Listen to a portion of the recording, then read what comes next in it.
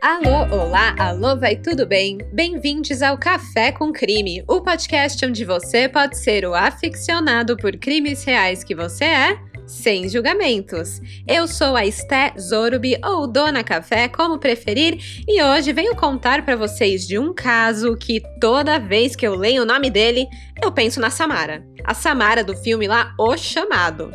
Esse é o Crime do Poço. Eu acho que eu já comentei aqui que a Samara é o meu trauma de infância, né? Só de lembrar das cenas dela arranhando as paredes do poço, subindo com aquele cabelo preto na cara, o vestido branco sujo. Ai, senhor, me ajuda, dá até um arrepio. E esse caso se chama O Crime do Poço, e eu só lembro dessa cena. Bem, esse caso foi um notório assassinato que aconteceu em 1948 aqui em São Paulo, na rua Santo Antônio, 104, quase na esquina da Avenida 9 de Julho, bem no centro da cidade mesmo. No fim desse episódio, eu vou falar um pouco sobre essa região, porque ela é conhecida por conta de um outro caso, o do edifício Joelma. No fim desse episódio eu falo aí um pouquinho sobre essa possível relação entre essas duas cenas do crime. O edifício Joelma e a casa na rua Santo Antônio. Bom, o crime do Poço ele foi cometido por um jovem químico contra a sua mãe e as suas duas irmãs. Depois do homicídio, ele escondeu os corpos em um poço que ele mandou construir no fundo do quintal. O grande mistério desse caso é por quê?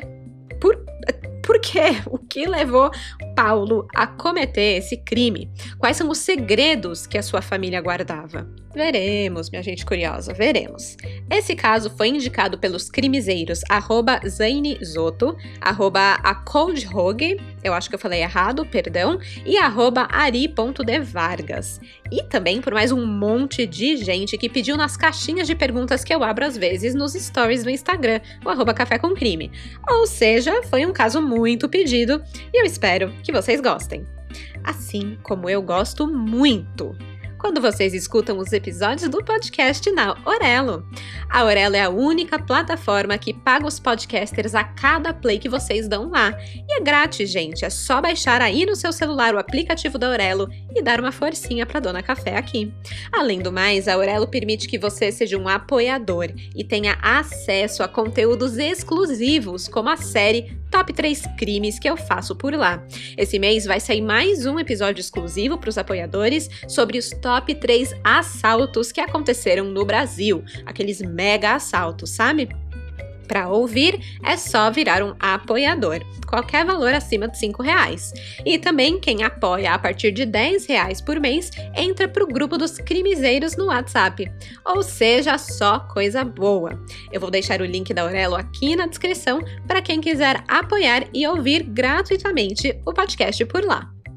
E agora, um momento muito especial, já que a gente está falando de apoiadores, é o momento do Parabéns com Crime. É um segmento que foi criado com muito carinho lá no grupo dos crimezeiros, lá no WhatsApp, pelo Ayrton, que deu essa ideia super legal, e eu super acatei porque eu achei incrível de dar feliz aniversário para alguns apoiadores crimezeiros oficiais do Café com Crime. E essa semana a gente tem uma crimezeira fazendo aniversário, que é a Rebeca. Ela fez aniversário dia 4 de outubro. E o que é que crimezeiro gosta de ganhar? Curiosidades sobre serial killers, né? Então, Rebeca, eu achei uma assassina em série que faz aniversário no mesmo dia que você, a Beverly Allitt. Deixa eu contar para vocês. Beverly nasceu em Nottingham, na Inglaterra, no dia 4 de outubro de 1968. Ela era uma menina que teve uma infância tranquila e aparentemente normal, e quando ela cresceu, passou a trabalhar como enfermeira no Granham e Castlevine Hospital. E aí, em 1991, quando ela tinha os seus 21, 22 anos, essa libriana perdeu o juízo e começou a sua série de assassinatos.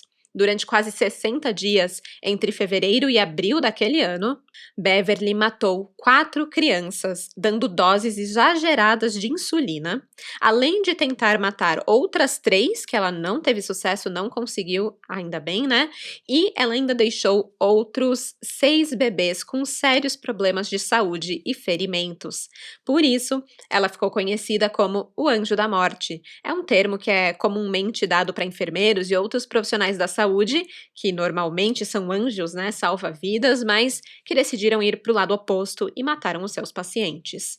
Em maio de 1993, Beverly Allitt foi condenada à prisão perpétua pelo homicídio de 4 crianças.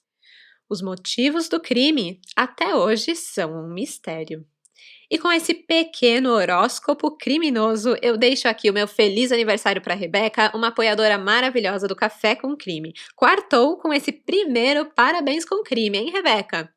Agora, saindo da Inglaterra e voltando para o Brasil, é hora do crime do poço. Bora começar do começo?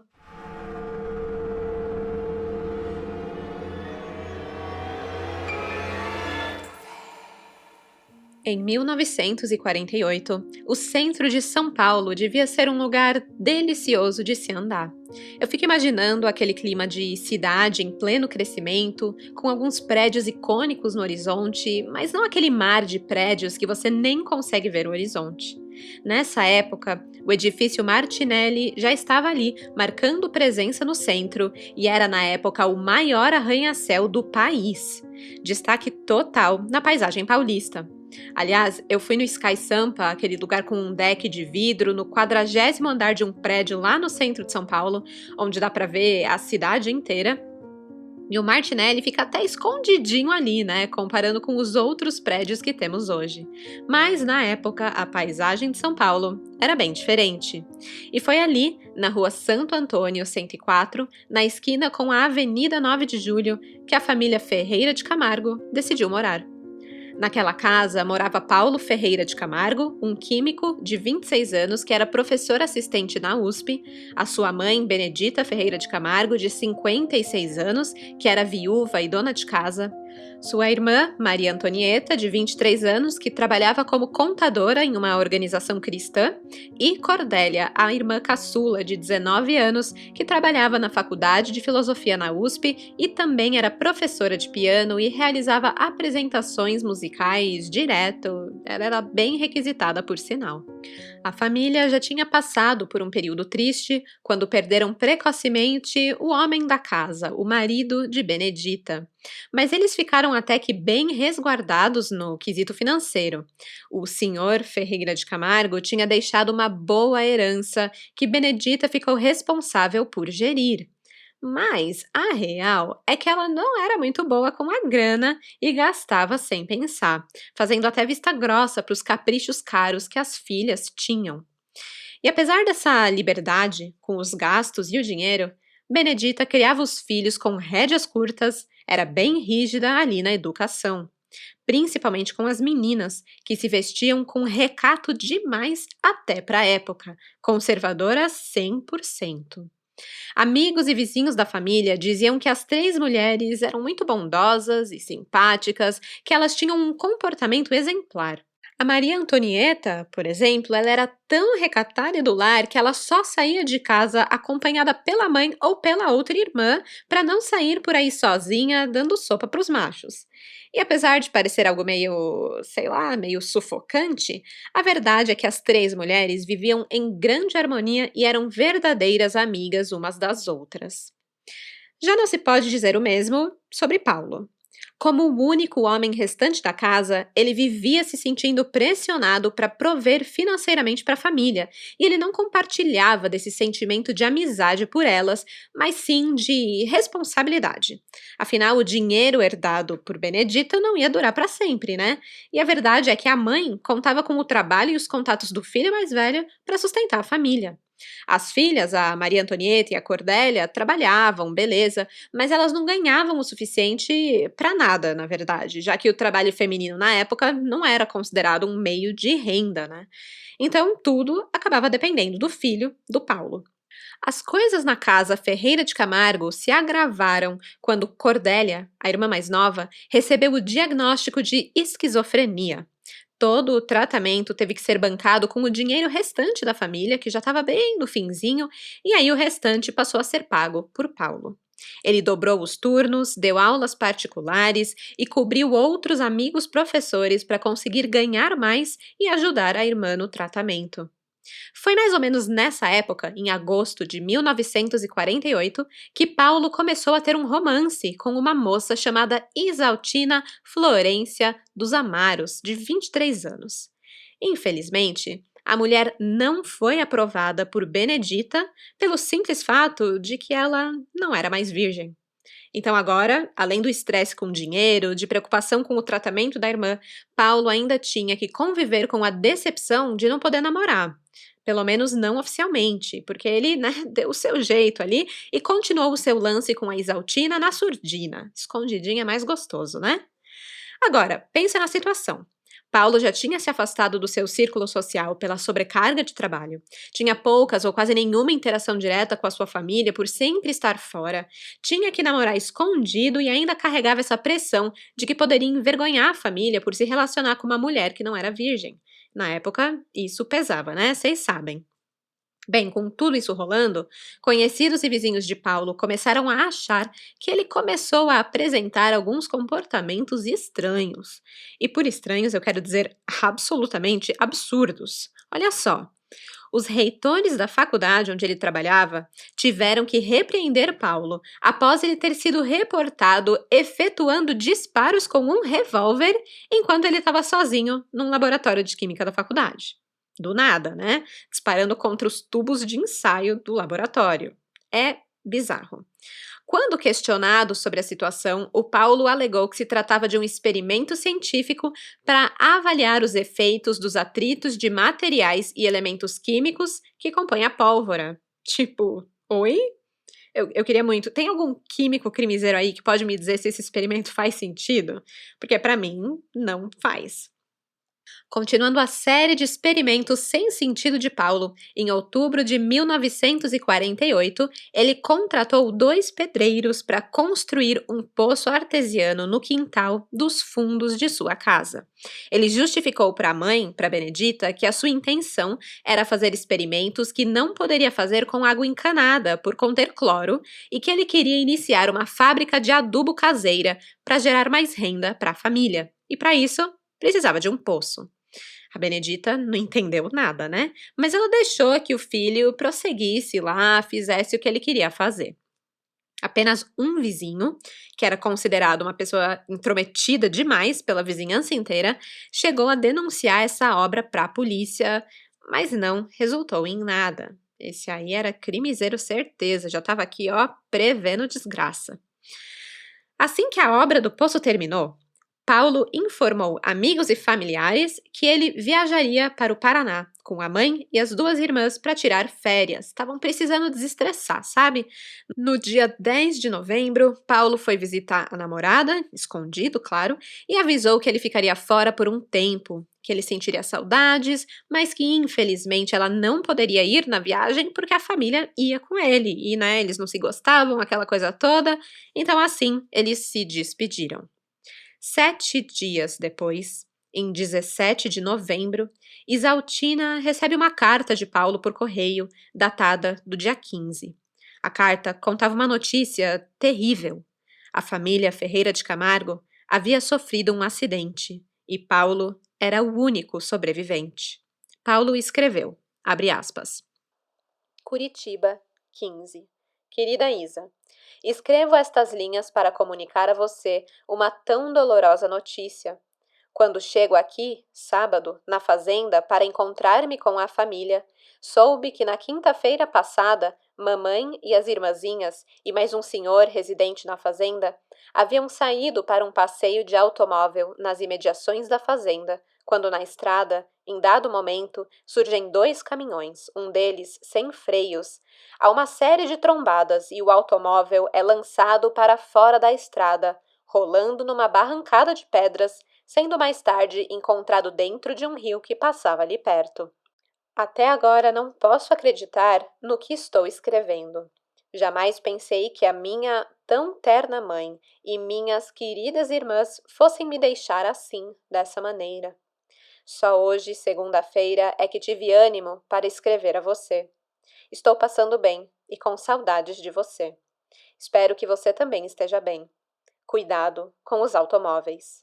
Logo que chegar em São Paulo, irei procurá-la. Abraços e beijos do teu Paulo. Fecha aspas. No dia 18, Paulo voltou para São Paulo e se encontrou com Isa naquela noite. A namorada conta como foi esse momento. Abre aspas. Notei em sua fisionomia ligeira tristeza. Quando lhe perguntei sobre a morte da família, mostrou-se contrariado comigo e pediu-me não mais tocar no assunto. Já no dia seguinte, contou-me anédotas e levou-me para passear. Como eu julgava que ele fazia isso para esquecer os familiares mortos, não liguei importância e não voltei a importuná-lo nesse sentido. Fecha aspas. Durante os próximos dias, Paulo comentou com Isaltina várias vezes que eles deveriam se casar e que poderiam morar na casa da Rua Santo Antônio, já que ele estava se sentindo mal de ficar ali sozinho. Isaltina passou o fim de semana inteiro com ele na casa, dormiram juntos ali e tudo mais, e aí ela descobriu que ele tinha muita insônia. O cara não conseguia dormir por nada, ele estava inquieto, preocupado, perturbado. Ela chegou a fazer injeções sedativas em Paulo para que ele pudesse pegar no sono. Tudo isso ela acreditava ser por conta do grande acidente e trauma que ele havia passado tão recentemente. O último dia em que estiveram juntos foi na terça-feira, já que ela precisava ir para o trabalho. Mas eles tinham marcado de se encontrar na quinta-feira, dia 25, às 4 horas da tarde, no Hospital das Clínicas, onde ela trabalhava. Entretanto, esse encontro nunca aconteceu.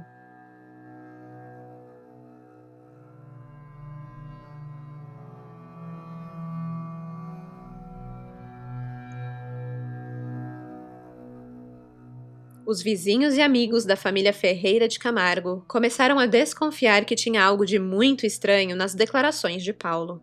Tanto o que ele realmente dizia, que a família inteira morreu num acidente de carro, como no que ele não dizia, já que ele se recusava a comentar sobre a morte da família.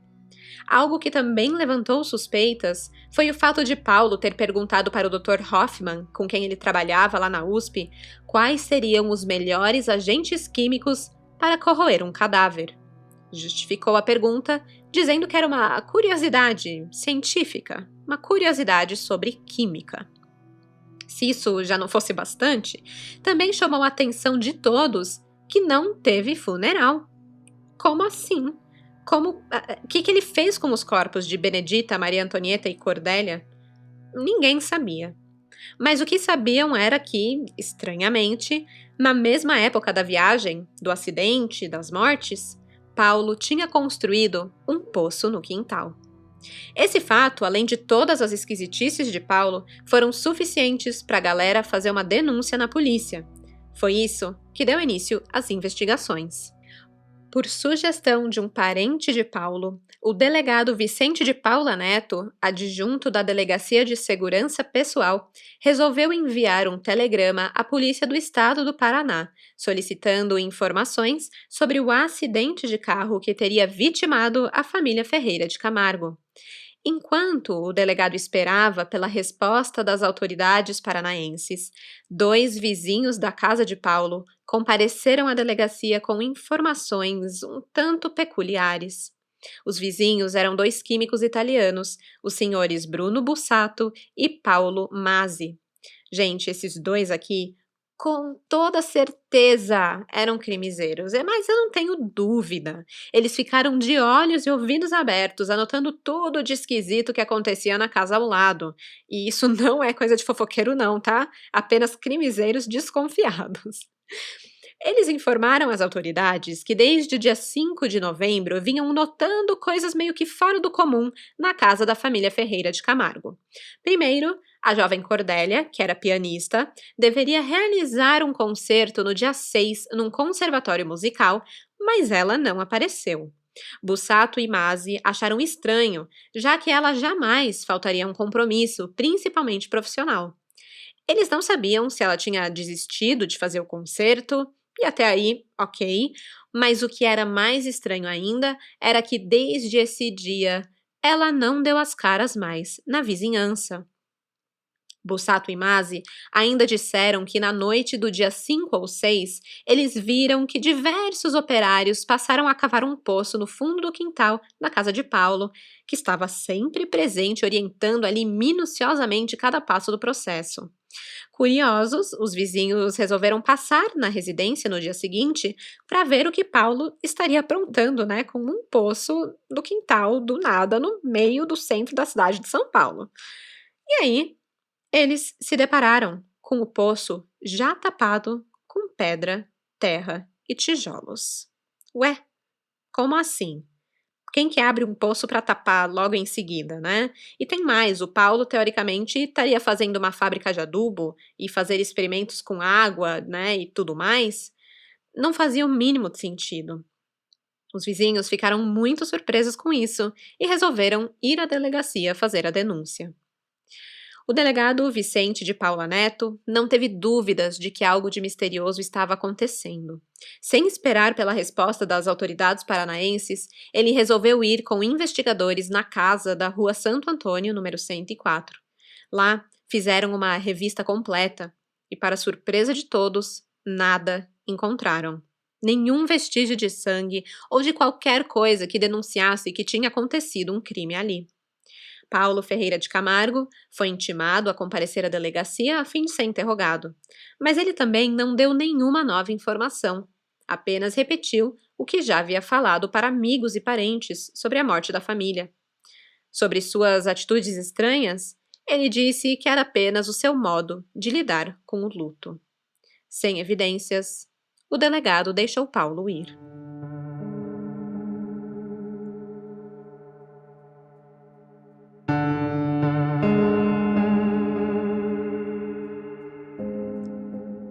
O instinto do delegado Vicente estava apitando alto. Tinha algo de errado na casa da Rua Santo Antônio. Então ele resolveu insistir. Na manhã do dia 23 de novembro, o delegado e seus investigadores voltaram à casa das vítimas para dar aquela última olhada. Mas, de novo, as investigações não deram resultado.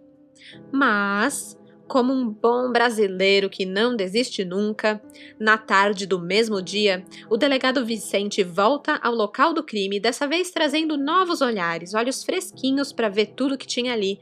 Ele trouxe os investigadores Egídio e Pignatari. Eles chegaram lá e Paulo não estava. E aí que foi o pulo do gato. Era a hora deles investigarem sem o Paulo no cangote deles. Enquanto faziam a busca pela casa, um dos policiais observou que no quarto das vítimas, o guarda-roupas estava em ordem e completo, com todos os vestidos das mulheres. E ainda sobre um criado mudo ele viu as bolsas e os relógios de pulso delas.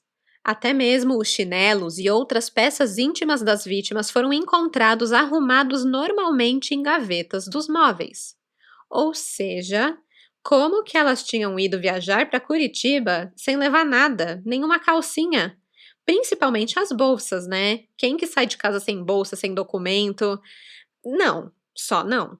Ficou na cara que Benedita, Maria Antonieta e Cordélia não saíram de São Paulo e muito provavelmente não saíram daquela casa. A essa altura da investigação, Paulo chega em casa e se surpreende em ver os policiais fuçando a sua casa. Ele ficou visivelmente nervoso e começou a reclamar com as autoridades. Ele disse, abre aspas, "Que desejam os senhores em minha casa? Minha família está toda morta e creio não haver motivos para que a polícia possa vasculhar a minha residência." Fecha aspas.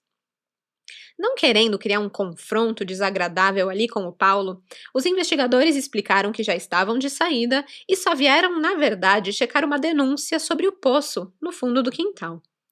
Aí que Paulo ficou mais possesso ainda e falava que não tinha nada para eles verem ali na casa e tararirarará.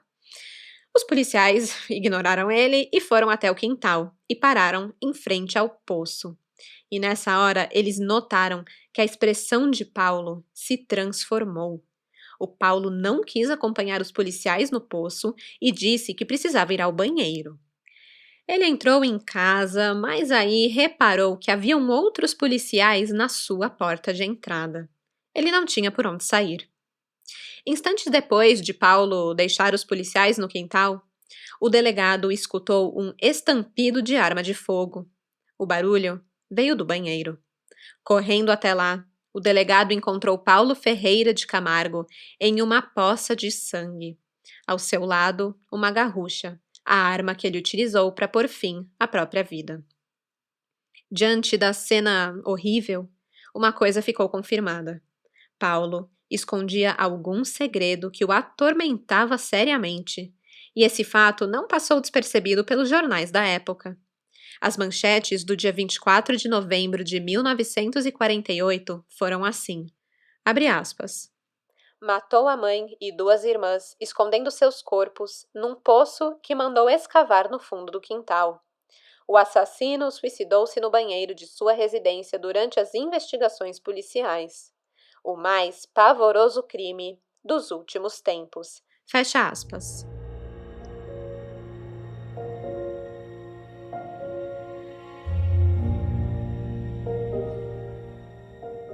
Não havia irregularidades aparentes no poço, mas a polícia convocou o corpo de bombeiros para averiguar o que havia ali dentro, principalmente com a morte de Paulo.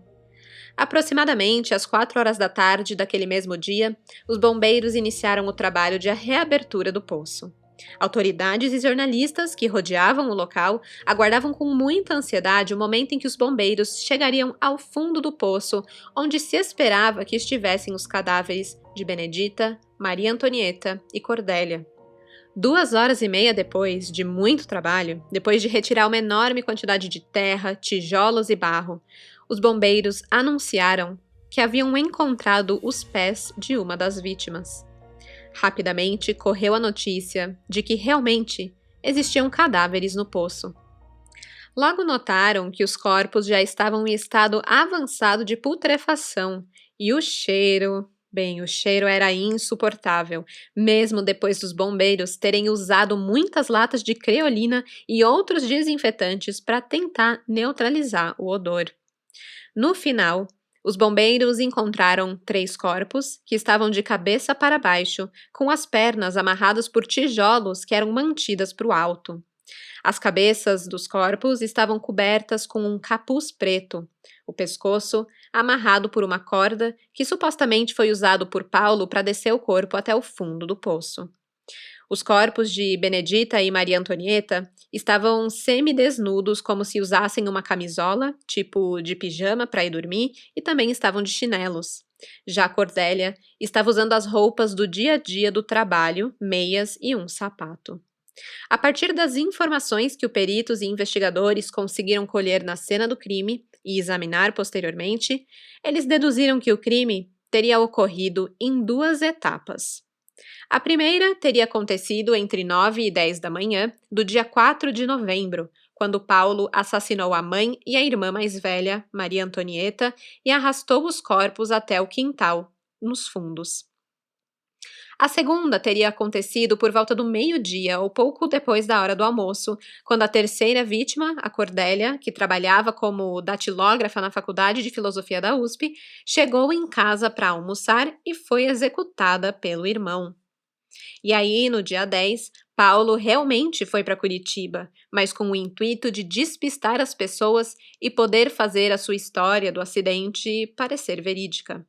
Foi lá que ele escreveu a carta para sua namorada, Isaltina, e depois voltou para casa sozinho, para casa onde os corpos estavam soterrados no poço. Essa era a teoria. Porém, os investigadores não conseguiram afirmar se as vítimas foram mortas em casa ou em outro lugar, porque não tinham vestígios de nada na residência. Até por isso que eles tiveram que voltar lá umas 3 vezes antes de realmente abrirem o poço e confirmarem que, existiu um crime. Mas, como era comum antigamente, um repórter do Jornal de Notícias resolveu que ele queria periciar a casa também. Eu sempre fico chocada com os jornalistas andando nas cenas do crime. Gente, a cena do crime fresquinha ali e os caras pisando por tudo, né? Isso acontecia nos anos 20, 30, 40. Enfim, zero cuidado de preservação do local. Na verdade, a polícia até tinha tentado preservar o local e tinha vedado a entrada para jornalistas, mas esse repórter deu os seus pulos e entrou na casa. E aí ele escreveu uma matéria contando para todos o que ele encontrou. Segundo o jornal de notícias, ele verificou as camas, os guarda-roupas e outros móveis e ele não encontrou nenhum orifício nas paredes ou objetos ou qualquer vestígio de bala de revólver. Por isso, passaram a acreditar que Paulo teria matado a mãe e as irmãs em outro local, transportando depois os cadáveres para, fazer o sepultamento ali no poço na casa. Mas isso, para mim, não faz muito sentido, porque o Paulo não tinha carro, né? Então, como ele ia fazer para transportar esses corpos? E também, ele, ok, poderia ter um cúmplice, beleza, mas ele não teve, até onde se saiba, assim, nada desse tipo foi comprovado. E outra, a mãe e a Cordélia estavam com camisola, roupa de dormir. Então, como que ele atrairia elas para fora da casa de camisola, né? Na verdade, era a Maria Antonieta que estava de camisola, perdão. Elas eram tão recatadas e do lar, muito puritanas, né? Vestiam sempre roupas bem conservadoras, que eu duvido que elas iam sair de casa na rua, assim, de camisola, né? Então, é estranha essa hipótese dele não ter matado elas já dentro de casa. Acho que seria arriscado demais ele sair com elas, matar em outro local e depois trazer de volta para casa. E tem outra. Dizem que o assassino contou à empregada doméstica que eles tinham aquela mesma história do desastre no Paraná e tudo mais, mas aí, pouco antes do dia 15 de novembro, essa empregada doméstica teve que limpar algumas manchas de sangue no chão da cozinha, o que dá a entender que Paulo tenha matado as vítimas naquela casa, depois de talvez dopar elas com alguma droga. E mais, encontraram 3 ou 4 orifícios de balas em 2 quadros que já eram antigos que ficavam pendurados na parede da sala de jantar.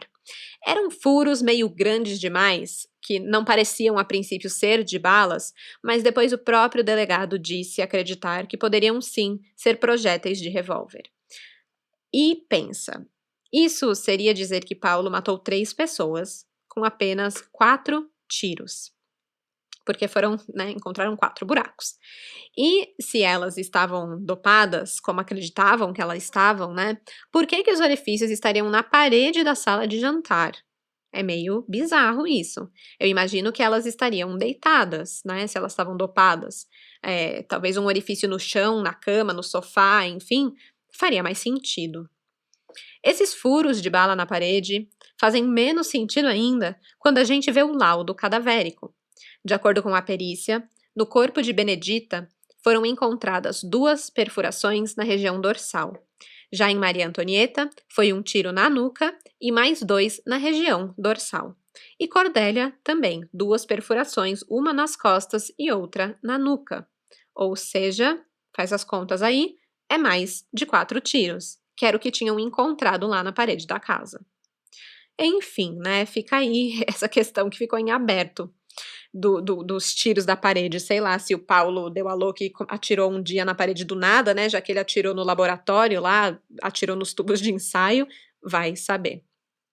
Sobre o método utilizado por Paulo para matar a família, os médicos legistas ainda afirmaram que provavelmente elas estavam dormindo quando foram atacadas, mas não dormindo porque resolveram tirar uma soneca, mas porque elas tinham sido entorpecidas com algum tóxico.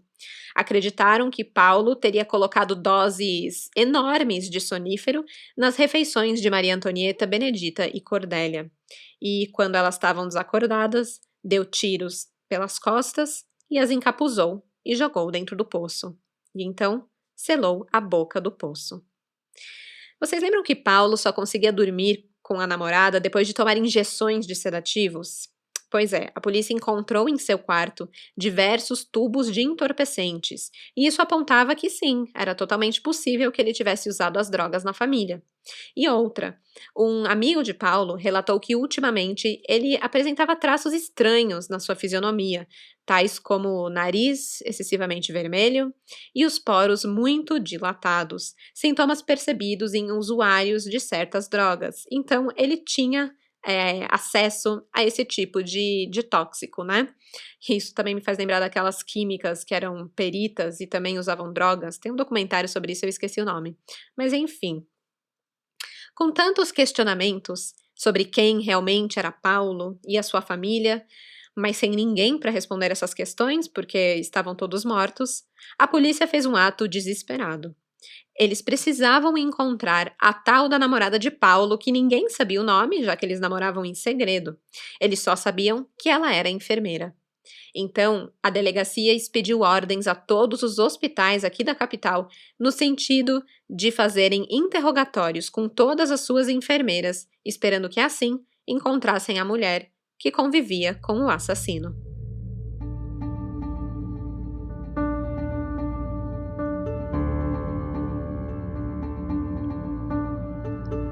Enquanto a testemunha-chave, o par romântico de Paulo, não aparecia, o delegado Vicente foi tentar descobrir o que podia sobre o poço. Quem tinha cavado o buraco foram dois pedreiros. Um deles se chamava Armando Dias. Ele contou que mais ou menos no dia 15 ou 18 de outubro, ele recebeu o cartão de visita de Paulo por intermédio de um conhecido, e por saber que o químico era uma pessoa de posses, ele imediatamente foi até a sua casa para fechar o serviço. Lá, o Armando foi recebido pela mãe de Paulo, a senhora Benedita, e ele fechou o negócio com o químico por 2.000 cruzeiros, e no dia seguinte já foi lá com o seu colega de trabalho para iniciar a escavação do poço. O Armando conta, abre aspas, o senhor Paulo sempre esteve presente à escavação do poço e fazia questão absoluta de dirigir pessoalmente os trabalhos. Mostrava-se muito nervoso com alguma coisa, mas nada deixava transparecer. Perguntava-nos a todo instante se era possível escavar o poço até mais de 4 metros. Perguntei-lhe o motivo, por que ele necessitava do poço, tendo-me dito que era para experiências químicas, que não podia realizar com água de torneira devido ao cloro que esta contém. O lugar onde abrimos a cisterna foi escolhido previamente pelo químico, tanto assim que, ao chegarmos no quintal para examinar o terreno, ele dispensou qualquer medida nossa nesse sentido, mostrando-nos resolvidamente a parte já escolhida previamente. No domingo, quando estivemos a primeira vez na casa, vimos a mãe de Paulo, mas já na segunda-feira, notamos não haver mais ninguém em casa, exceto o químico. Fecha aspas. No dia 27 de novembro, finalmente a polícia encontra a namorada de Paulo. Ela se chamava Isaltina Florência dos Amaros, tinha 23 anos e, apesar de todos acharem que ela era enfermeira, na verdade era atendente do Hospital das Clínicas da Faculdade de Medicina de São Paulo, lugar que ela trabalhava desde junho de 1946. Isa, como era conhecida pelos íntimos, contou que Paulo pretendia se casar com ela no início de 1949, ou seja, faltavam alguns poucos meses, né? Foram poucos meses depois do crime. Isaltina namorou durante 3 meses com Paulo. Logo, eles se tornaram muito amigos e depois isso se transformou em um forte amor. Ela conta, abre aspas, Paulo era um homem muito sentimental. Depois de mês e meio do nosso namoro, mostrou-se disposto a se casar comigo. Gostava loucamente de mim, tanto assim que perdoou certos fatos íntimos da minha vida e até mesmo todo o meu passado. Costumeiramente presenteava-me com livros e perfumes e eu retribuía os mimos, dando-lhe o que minhas posses permitiam. O primeiro presente que lhe dei foi uma corrente porta-chaves de ouro e depois uma ave, um papagaio, já que ele gostava de aves. Fecha aspas. Mesmo com esse namoro sério, Isa não chegou a conhecer a família de Paulo, a não ser uma vez por telefone, e que não foi nada legal. Uma vez ela ligou para Paulo e quem atendeu foi a Benedita, e ao saber quem era, a sogra desligou bruscamente. Paulo ficou sabendo disso e brigou com a mãe e as irmãs, deixando ela chorando em casa, e se retirou para se encontrar com a namorada. Isa nunca esteve na casa de Paulo quando lá se encontravam as irmãs e a mãe.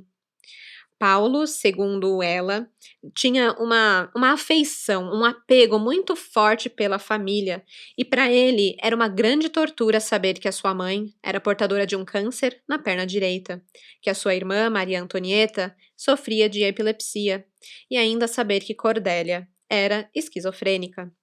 A responsabilidade que ele sentia por elas era muito grande. Apesar de não conhecer a família de Paulo, Isa já tinha ido na sua casa. No dia 7 de novembro, Paulo disse que a sua família tinha ido para um lugar próximo, que eles iam voltar dias depois, e convidou ela para visitar, aproveitando a casa vazia, né? Isa ficou a noite lá com ele, na sua companhia, e eu imagino, infelizmente, que a essa altura os corpos da família já estavam no poço. Bem macabro, né? Depois dessa vez, ela esteve na casa mais 2 vezes, né? Depois que ele voltou de Curitiba. Isa ainda afirmou, abre aspas, que Paulo demonstra querê-la muito bem, sendo certo que o mesmo, em matéria sexual, era perfeitamente normal e afetivo. Que quando se entregou a Paulo, ela já não era mais virgem, pois fora deflorada há 3 anos. Que quando conheceu Paulo, contou a este sua situação de mulher não virgem, tendo ele lhe dito que isso não teria a menor importância, e que se fosse um homem vulgar, ele não a perdoaria, pois querendo-a bem, ele desprezava os preconceitos sociais e que com ela pretendia casar, para viverem felizes por muitos anos. Fecha aspas. Finalizando o seu depoimento, Isaltina declarou que Paulo havia revelado ter amado loucamente uma outra mulher, a qual ele não conseguiu se casar devido a circunstâncias superiores à sua vontade. Mal a jovem Isaltina terminou de assinar as declarações na delegacia, surge ali uma outra mulher, dizendo também ser namorada de Paulo e já em estado avançado de gestação.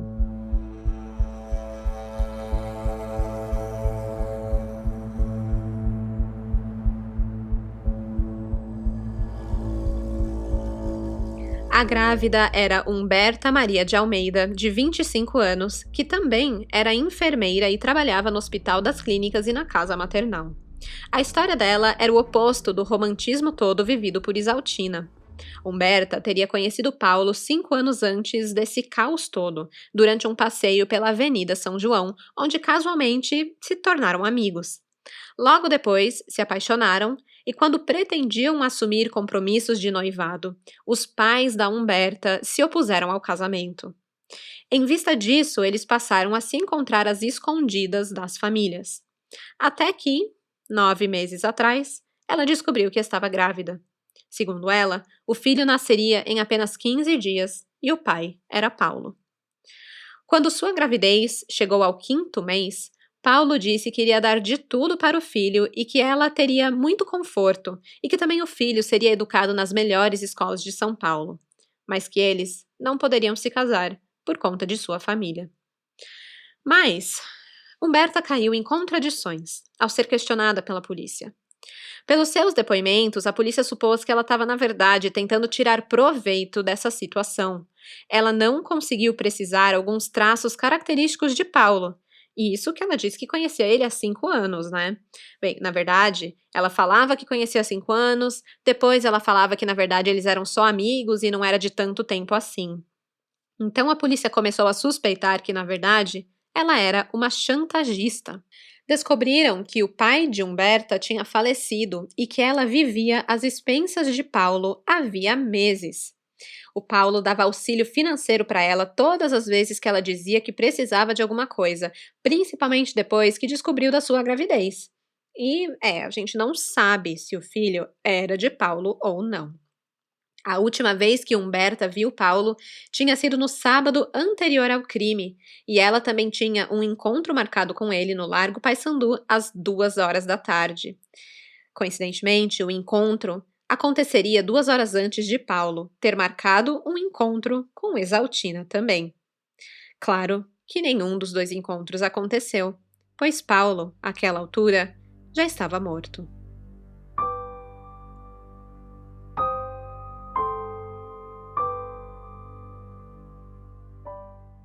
Até hoje não se sabe ao certo o motivo de Paulo ter assassinado a sua família e depois cometido o suicídio.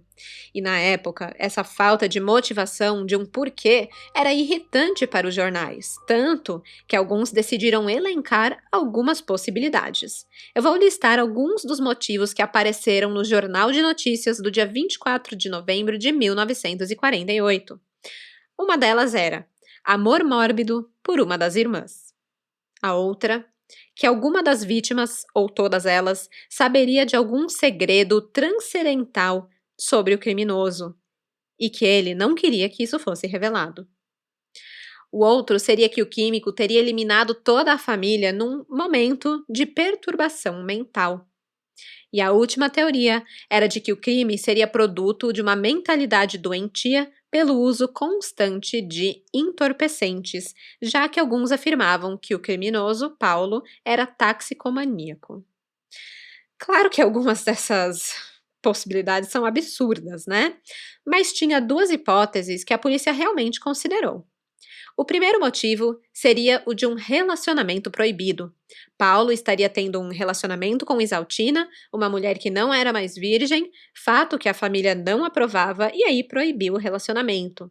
Inclusive, depois do crime, o Paulo teria levado Isaltina para passar a noite na sua casa, afirmando que estava muito triste e se sentindo mal pela falta que fazia à família.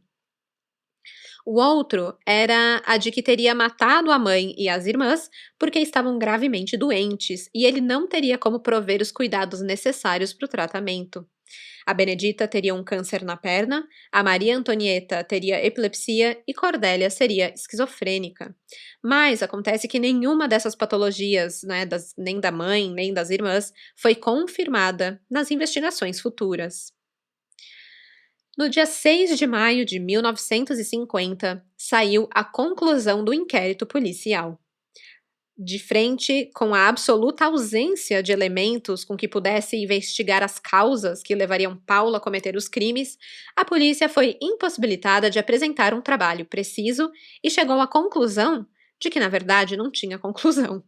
O que tinham eram simples hipóteses. Mas o delegado titular deu o seu pitaco final no seu relatório. Ele afirmou que, abre aspas, tudo faz crer que Paulo Ferreira de Camargo matou sua mãe, Benedita Ferreira de Camargo, e suas irmãs Maria Antonieta e Cordélia, por se sentir incapaz de mantê-las com suas rendas, e ainda porque, com elas vivas, via-se de certo modo impedido de desposar a enfermeira Isa, por quem nutria doentia paixão. Fecha aspas.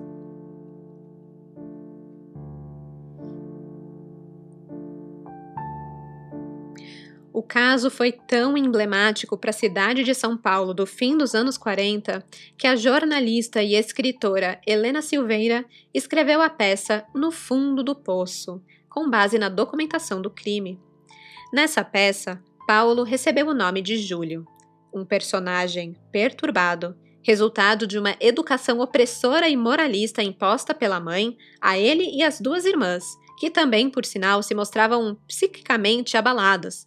Uma era excessivamente reprimida e a outra dissimulada.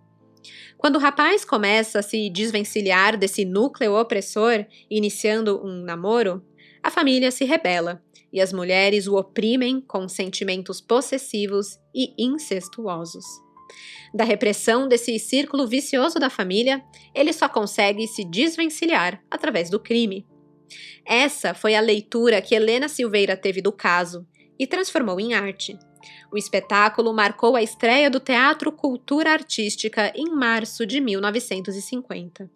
Mas nem todo mundo curtiu essa adaptação de um caso real. Houve um pedido de censura da própria família Camargo.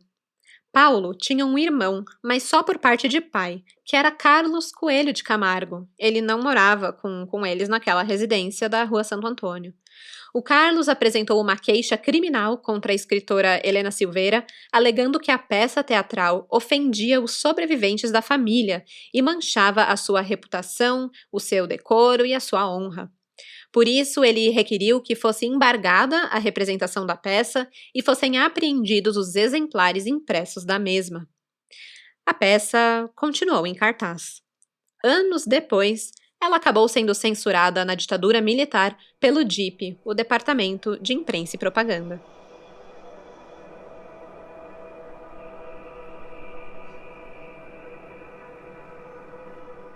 Existem pessoas que afirmam que o terreno da casa da família Ferreira de Camargo, que ficava na Rua Santo Antônio, número 104, foi amaldiçoado. E não só pelo crime do poço, mas muito antes disso. Em um tempo em que sequer haviam abolido a escravatura, aquele pedaço de terra teria funcionado como pelourinho para castigar escravos desobedientes. O início de tudo teria sido isso. Mas também, anos depois do crime do Poço, mais desgraças aconteceram ali. Em 1969, a casa da família foi demolida porque parte do terreno onde ficava foi comprado pelo Joelma S.A., importadora, comercial e construtora. Queriam usar o terreno para fazer o edifício Joelma, que se tornaria também um trágico marco com repercussão internacional. Em 1974, um incêndio de proporções enormes acabou com o famoso edifício Joelma, provocando a morte de mais de 170 pessoas e deixando outras 300 feridas. O projeto desse edifício era bem arrojado para a época. Foi construído em 1971 e tinham 25 andares, 10 de garagem. E de acordo com o Joelma S.A., estava dotado do mais moderno sistema anti-incêndios. De acordo com algumas fontes, o edifício Joelma não ficava exatamente onde tinha acontecido o crime do Poço, e sim uma quadra para frente, já que a casa foi demolida para a construção de um estacionamento e depois acabou virando o corredor de ônibus da avenida. Isso acaba ficando meio aberto a debate porque outras fontes informam que é o mesmo local sim, mas para tentar fugir do estigma de local amaldiçoado, a construtora teria construído a portaria do prédio voltado para a Avenida 9 de Julho, registrando assim um número diferente do da residência dos Ferreira de Camargo. Não adiantou. Depois do incêndio, o prédio ficou interditado para obras durante 4 anos. Em 1978, ele foi reinaugurado com o nome de Novo Joelma e mais tarde, nos anos 2000, sem nunca ter voltado a ser completamente ocupado, ele foi rebatizado como Edifício Praça das Bandeiras. E nada de fenomenal ou estranho ou criminoso aconteceu desde então. Mas não são poucos os relatos de pessoas que afirmam ter se deparado com fantasmas no edifício. Seria mesmo que as histórias de assombração e o histórico sombrio da região são apenas coincidências? Ou um é consequência do outro? Não queria dizer nada não, mas eu não duvido nada de maldições. Tem lugar que não carrega energia boa mesmo. E aquela região ali, sendo ou não no mesmo terreno do Joelma, é assim, né? Pesado. Fica a dica para quem gosta de comemorar o Halloween, que é agora, né, no mês de outubro, visitando lugares assim. E para completar assim, né, quem gosta de um tour crimiseiro, tanto Paulo Ferreira de Camargo quanto a mãe e as irmãs dele foram enterrados no cemitério da Consolação em São Paulo, que fica a apenas 2 quilômetros do antigo edifício Joelma e da Rua Santo Antônio. Fica a dica aí do tour. Amanhã, quinta-feira, eu vou postar as fotos do caso lá no Instagram, o @café com crime. Então, se você ainda não segue, vai lá para poder ver algumas fotos macabras desse maldito poço. A Samara, gente, é hoje que eu não durmo, que eu não faço por vocês, né? Até foto de poço eu vou atrás. Deixa o seu like, o seu comentário lá no Instagram para compensar os meus pesadelos, ok? Obrigada, agradecida. E por hoje é isso. Até a próxima quarta-feira e até lá, fiquem de olho naquele vizinho suspeito, porque de desgraça já basta esse podcast. Tchau, tchau! Este episódio foi produzido, escrito e apresentado por mim, Stephanie Zorbi, com pesquisa de Ana Ferrari e edição de áudio de Luigi Calistrato. As fontes utilizadas foram Jornal de Notícias, Glamurama, Revista JP, Mega Curioso e a minha melhor amiga, Wikipédia.